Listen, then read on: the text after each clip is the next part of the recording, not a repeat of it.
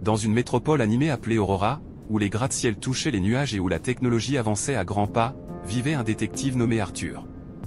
Il était connu pour sa capacité unique à résoudre les affaires les plus compliquées, celles que la police considérait comme impossibles. Cependant, une affaire en particulier le hantait, la disparition inexplicable de sa sœur cadette, Emily, il y a 10 ans. Depuis lors, Arthur avait consacré sa vie à démêler les mystères, espérant un jour trouver des indices sur Emily.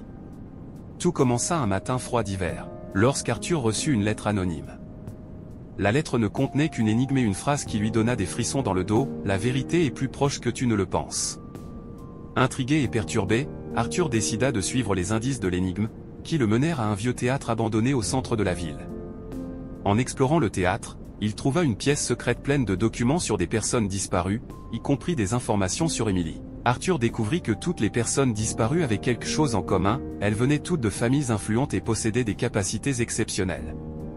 Cela le conduisit à croire qu'il y avait une organisation secrète derrière les enlèvements, recrutant ces personnes pour un but inconnu. Déterminé à découvrir la vérité, Arthur s'enfonça profondément dans l'enquête, connectant des points que personne n'avait remarqués auparavant. Pendant son enquête, Arthur rencontra une journaliste nommée Laura, qui enquêtait également sur la même organisation en raison de la disparition de son frère. Les deux unirent leurs forces, partageant informations et indices. Ensemble, ils déterrèrent un réseau de corruption impliquant des politiciens, des hommes d'affaires et même des membres de la police. Chaque nouvel indice les rapprochait de la vérité, mais les mettait également en plus grand danger. Le tournant se produisit lorsqu'Arthur et Laura furent capturés par des membres de l'organisation. Emmenés dans une installation souterraine, ils découvrirent que l'organisation, connue sous le nom de l'Ordre de l'Éclipse, utilisait les capacités exceptionnelles des personnes kidnappées pour développer une technologie avancée de contrôle mental. Emily faisait partie des captifs, maintenus dans une capsule mais toujours en vie. Arthur et Laura, avec l'aide d'autres prisonniers, réussirent à planifier une évasion audacieuse, désactivant les systèmes de sécurité et libérant tout le monde. La bataille finale eut lieu dans les profondeurs de l'installation. Arthur confronta le leader de l'Ordre de l'Éclipse, un scientifique brillant mais moralement corrompu nommé Dr. Selom, qui révéla qu'il avait créé l'Ordre pour protéger l'humanité d'elle-même.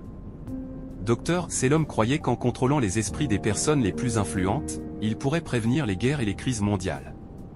Arthur, réalisant la folie du plan, réussit à détruire la technologie de contrôle mental et à vaincre Dr. Selom.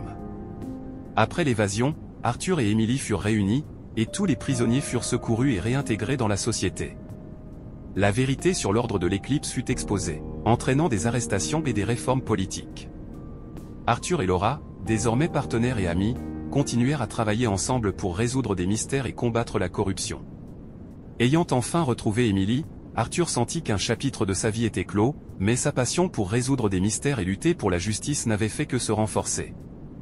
Il savait que le monde était encore plein d'énigmes à résoudre, et avec Emily à ses côtés, il se sentait plus préparé que jamais à affronter tout défi qui surgirait.